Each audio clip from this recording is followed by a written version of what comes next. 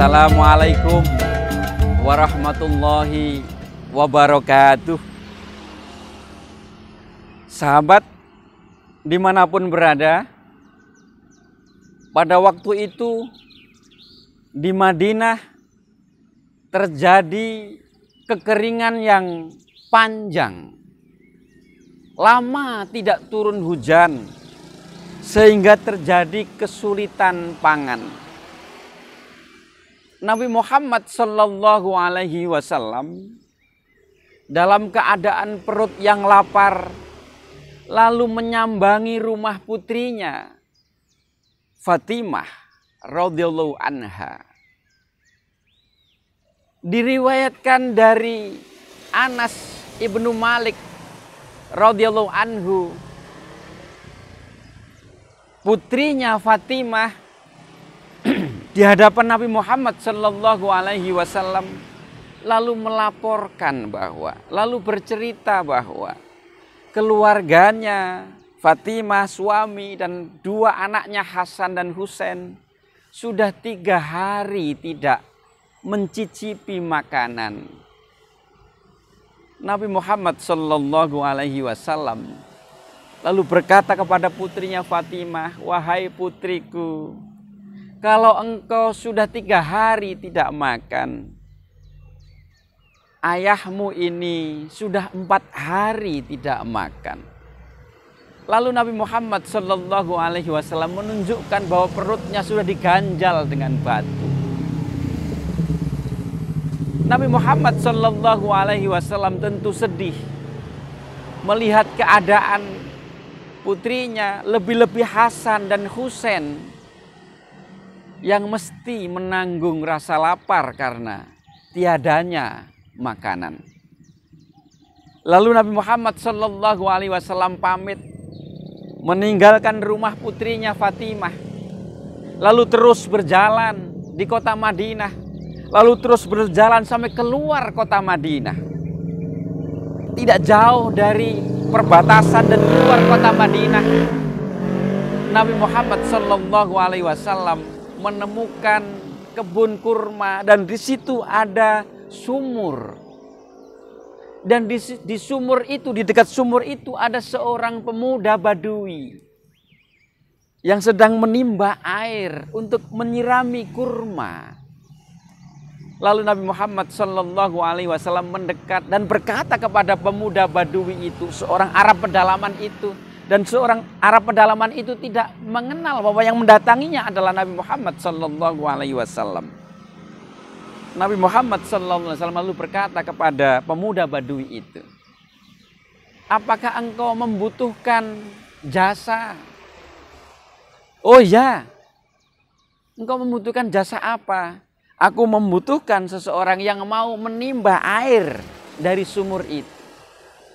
Setiap timbanya aku beri upah 3 butir kurma." Lalu Nabi Muhammad Sallallahu Alaihi Wasallam menerima, senang sekali menimba air itu demi mendapatkan upah kurma. Kemudian Nabi Muhammad Sallallahu Alaihi Wasallam menimba air itu 1 timba, 2 timba, 3 timba, tidak ada masalah. Ketika pada saat timba yang ke-9, tiba-tiba tamparnya, talinya itu putus dan timbanya itu jatuh ke dalam sumur. Si pemuda Badui itu mengetahui bahwa timbanya, talinya putus lalu timbanya jatuh ke dalam sumur. Ia marah-marah kepada Nabi Muhammad Sallallahu Alaihi Wasallam yang ia belum tahu kalau itu Nabi Muhammad Sallallahu Alaihi Wasallam. Tidak hanya marah-marah, si pemuda Arab Badui itu mendekati Nabi Muhammad Sallallahu Alaihi Wasallam lalu menampar pipi Nabi Muhammad Sallallahu Alaihi Wasallam yang mulia. Pak. Kemudian si pemuda Badui itu memberikan 24 butir kurma kepada Nabi Muhammad Sallallahu Alaihi Wasallam. Nabi menerima 24 butir kurma itu dengan mengucapkan terima kasih, meskipun baru saja pipinya ditampar oleh pemuda Badui yang sedang marah-marah itu. Diterima kurma itu dengan terima kasih. Lalu Nabi Muhammad SAW mengambil timba yang jatuh ke sumur itu dengan tangannya yang mulia. lalu menyerahkan timba itu kepada pemuda Arab Badui itu. Lalu Nabi Muhammad SAW pamit setelah mengucapkan salam. Setelah Nabi Muhammad SAW sudah jauh, si pemuda Badui itu berpikir, ini orang begitu baik. Sudah aku tampar dia tidak marah, tidak membalas atau marah. Begitu santun ia. Jangan-jangan ini orang yang pernah aku dengar. Ia seorang nabi yang bernama Nabi Muhammad. Lalu si pemuda Badui itu panik ketika meyakini bahwa seseorang yang baru saja ditamparnya itu adalah Nabi Muhammad. Dia panik. Dia tidak ingin tangannya celaka setelah menampar orang yang mulia yang bernama Nabi Muhammad. Kemudian ia mengambil pedangnya lalu memotong begitu saja tangan yang baru saja digunakan untuk menampar Nabi Muhammad SAW itu, dipotong dan terputus. Darah mengucur. Dia semakin panik. Kemudian si Arab Badui itu pingsan. Tidak lama setelah itu ada rombongan kafilah yang melewati kebun kurma itu, yang melewati sumur itu. Melihat ada seseorang tergeletak. Lalu di antara mereka dari rombongan kafilah itu mengambil air. Lalu diguyurkan kepada seseorang yang tergeletak itu. Lalu ia bangun. Kenapa engkau? Siapa engkau? Kenapa tanganmu putus? Aku baru saja menampar seseorang yang aku yakini itu adalah Nabi Muhammad. Aku tidak mau celaka, aku potong tanganku. Di mana Muhammad? Tentu di Madinah. Lalu si pemuda Badui itu sambil memegang tangannya, tangan kanannya yang terputus dipegang dengan tangan kirinya, ia berlari menuju Madinah. Di Madinah, di masjid, si Arab Badui itu bertemu dengan banyak para sahabat Nabi Muhammad SAW. Di sana ada Abu Bakar As-Siddiq, di sana ada Umar bin Khattab, di sana ada Utsman bin Affan radhiyallahu anhum.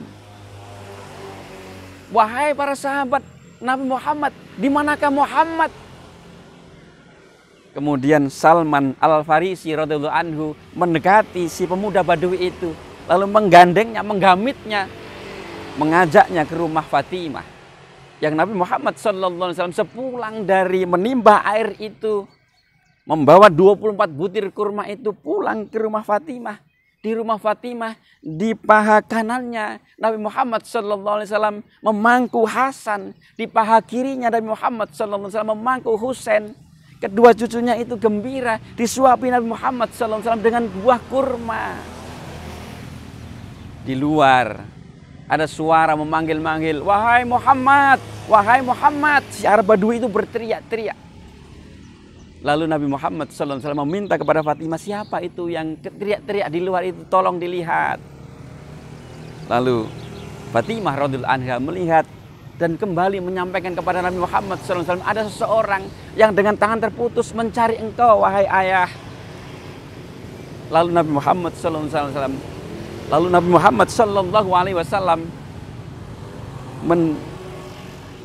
melepas duduknya Hasan dan Husain. Lalu beliau keluar menemui si tamu itu.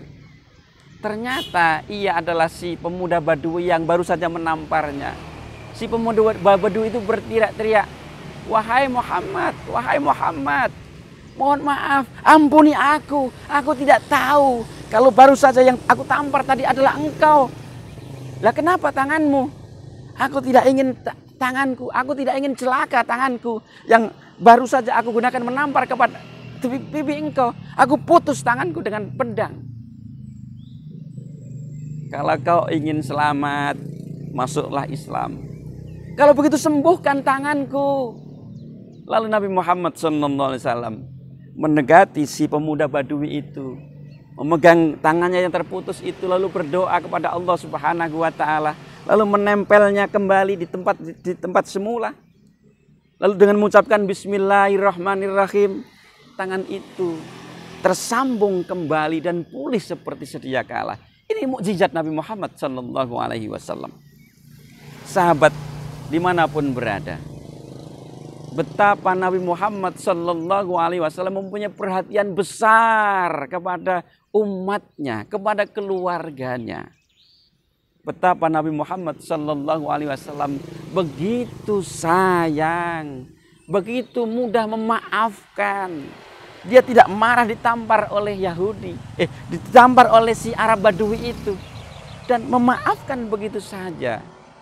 Tetap bersikap baik kepada si pemuda Badui itu. Semoga kisah ini menginspirasi kita untuk semakin bisa meneladani sifat kasih sayang Nabi Muhammad Sallallahu Alaihi Wasallam yang begitu mulia, yang begitu mudah memaafkan, yang begitu lapang dadanya.